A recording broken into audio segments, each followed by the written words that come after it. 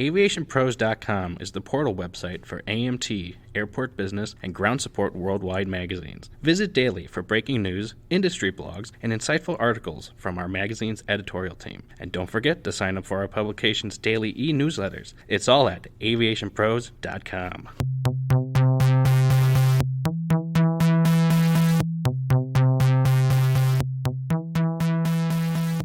Hello and welcome to the Aviation Pros podcast.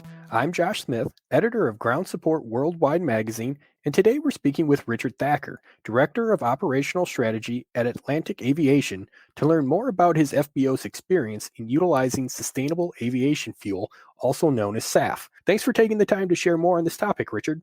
Well, thank you for having me and for the opportunity to discuss this important topic. Of course, yeah, we're glad to have you on this episode. And Atlantic Aviation is among the stakeholders in the industry that are providing sustainable aviation fuel for its customers. And Richard, I thought it'd be best to start with a little bit of background and history here. And I guess maybe the best place to start is finding out how long has Atlantic Aviation been providing sustainable aviation fuel, and which of its locations are currently offering SAF?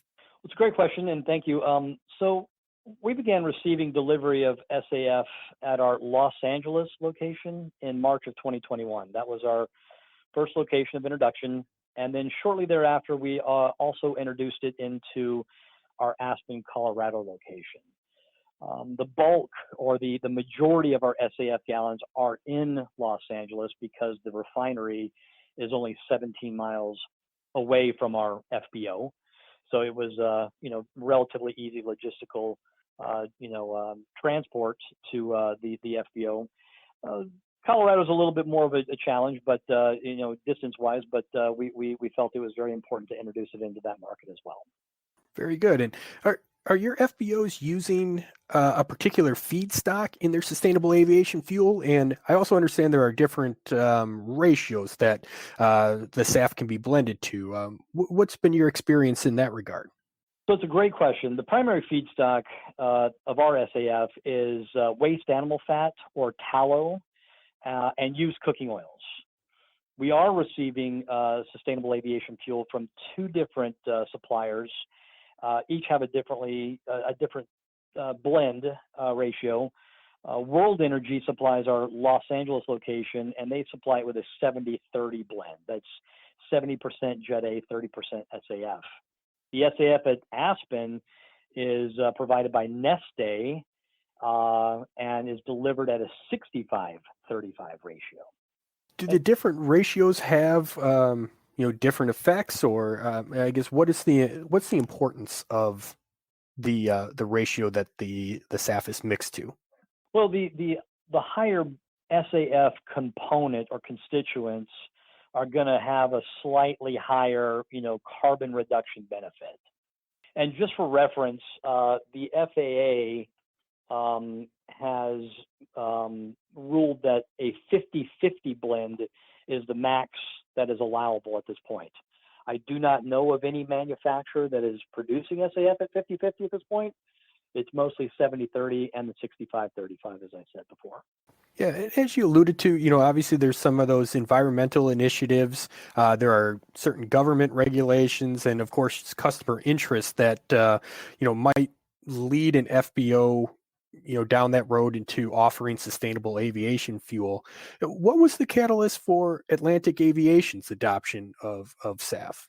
Well, primarily we want to do the right thing for the environment. That's our number one objective. And then, we have, like many large companies, we have a comprehensive ESG program in place. And if you don't know what ESG is, it's environmental, social, and corporate governance. And there are specific goals within that plan that we are, efforting to achieve to help not only reduce our own scope 1 and 2 carbon emissions, but also scope 3 emissions, which are generated by our customers who operate aircraft. SAF is a direct pathway forward to best achieving those goals. Have you experienced any challenges with balancing traditional fuel with SAF? Is there going to be an impact on the existing fueling infrastructure needs to ensure all required fuels are available to the market? So there is really no balancing act, and there is no change to the infrastructure. When SAF is produced, it is produced to the same standard as Jet A, and that falls under ASTM 1655 standards. And when it's produced, it essentially is Jet A. It's the difference is the carbon reduction benefit between the two. So there's no special storage requirements, no special tooling or retrofitting of equipment to deliver the SAF into the aircraft. The aircraft that were manufactured 30 years ago can utilize SAF with no problem at all. Very good. I think that adds a lot of clarity to that. I guess I was curious if there were any customers who might prefer traditional Jet A fuel versus the sustainable aviation fuel, but if it acts the same way, maybe maybe that decision's made for them. Is that fair to say? Well, it is, and that's the educational moment that most people don't understand. Well, I wouldn't say most people. A lot of people don't. More and more people are beginning to understand, what SAF is and the benefits of it, and it really is just a Jet A fuel product. But the educational moment comes to them when, let's say, for instance, you purchase a new airplane.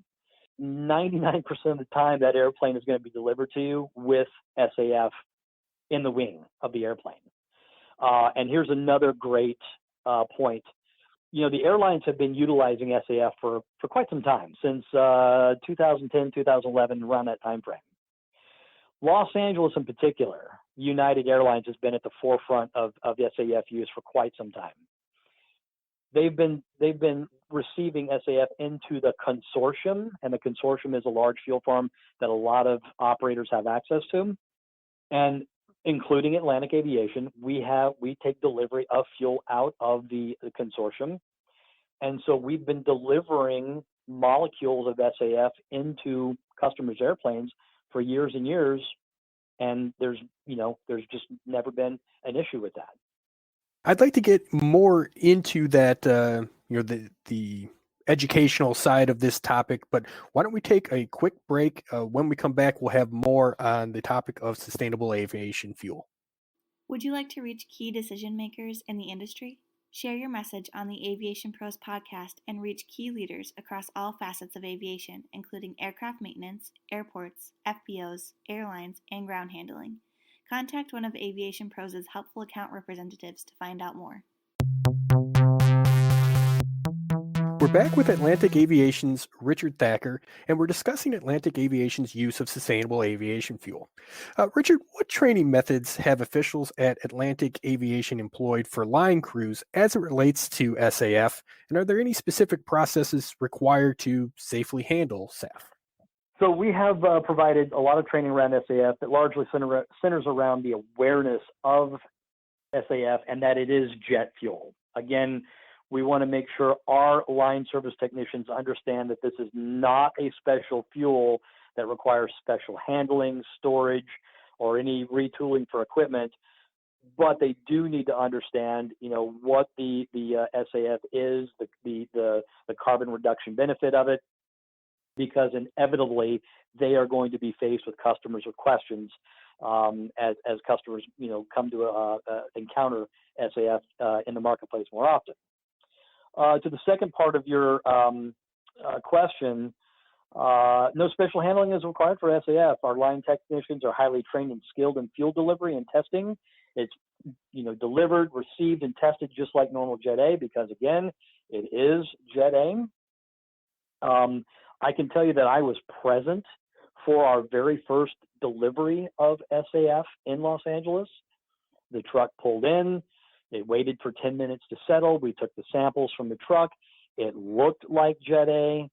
And again, it wasn't green. It was just regular straw-colored jet fuel, and it smelled like Jet A. I'm quite certain it tasted like Jet A.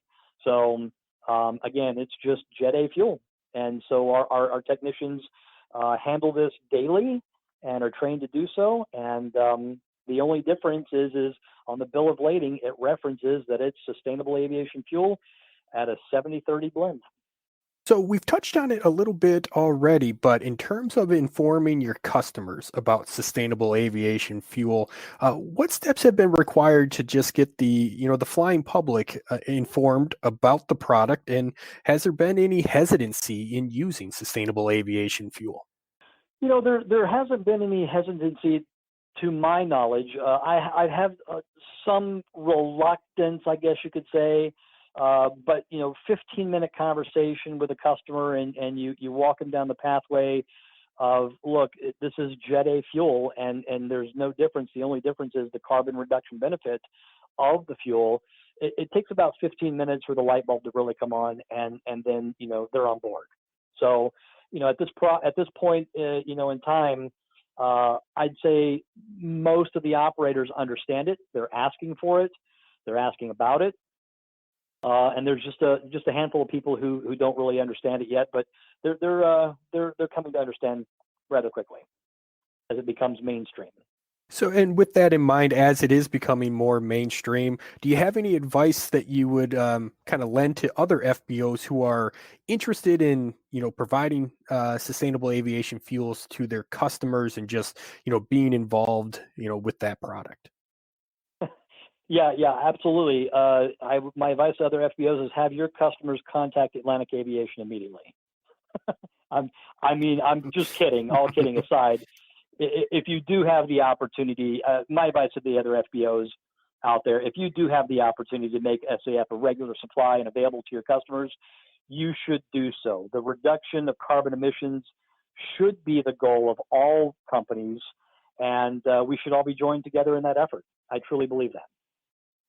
Very good. And, obviously sustainable aviation fuels can help with some of these environmental goals that we have across the industry. But can you shed a little light on maybe some other sustainable initiatives that are gaining momentum among FBOs? Sure. Well, I can't speak for other FBOs, but I can tell you what we've done, and the list is extensive. We have implemented several initiatives to lower our carbon intensity or areas where sustainable efforts can benefit the environment. In 2017, we replaced approximately 80% of all light fixtures in our entire operations with LEDs. That resulted in about a 55% reduction in energy use, mainly in our hangars. And that was a really big moment for us. And then we're focused on expanding efforts of electrification of our ground support equipment fleet, eliminating gas-powered ground support equipment where we can. Working with utility providers to increase the use of renewable sources of energy that they in turn sell us. A good example of this is our Aspen FBO operation. There's a company there called Holy Cross where we buy our energy from, and 44% of all the energy they sell to us is derived from renewable sources. And when you really don't understand the benefit of that until you do a 3 to 4 year study, looking backwards and seeing your energy use and seeing the benefit of your own carbon footprint, reducing over time, it really does tell a good story. And then so we're also implementing electronic subscriptions of newsprint to help eliminate paper waste. There still are some people out there who absolutely want a newspaper to be placed on their airplane, but by and large, a lot of people are moving away from traditional newsprint and going to the electronic subscriptions. That I cannot tell you how much paper that eliminates in the system, and it's also another good thing. And then this is another big one that we've taken on recently. Implementing a carbon offset program whereby we have absolutely 100% offset every gallon sold at our Aspen, Colorado location. So let me give you a good example of this. Any traveler today, whether you're on a business jet or an airline, you can there's several websites out there that you can go to, and you can purchase carbon offsets to offset your travel. Well, that has to be voluntary by the consumer. We took an approach where it's involuntary. We're doing it for you. We underwrote the cost of it. And the 9.5 million gallons of jet fuel, aviation fuel, which is piston aircraft fuel, our own internal, ground support equipment, diesel, and regular gas for all of our equipment combined is 100% offset for the remainder of 2022. And so that was a big initiative we took, and Aspen is the pilot location. We're evaluating others. It's gone over very well, and customers and community members alike have embraced the idea. Now, carbon offsets aren't the answer for carbon itself. We've got to find more ways to reduce carbon. That's why SAF is such an important topic in the discussion. But until enough supply reaches the marketplace, things like carbon offset and other initiatives like I just described are so very important. That's very good information, and I think a great place to kind of wrap up this particular edition of the Aviation Pros podcast. I'd like to thank our guest once again, Richard Thacker, Director of Operational Strategy at Atlantic Aviation. And if you'd like to learn more about his FBO and its use of sustainable aviation fuel, please visit AtlanticAviation.com. And for more information about FBOs, sustainable aviation fuel, and fueling operations, stay up to date by subscribing to Ground Support Worldwide's and Airport Business's daily newsletters. And please continue to visit AviationPros.com.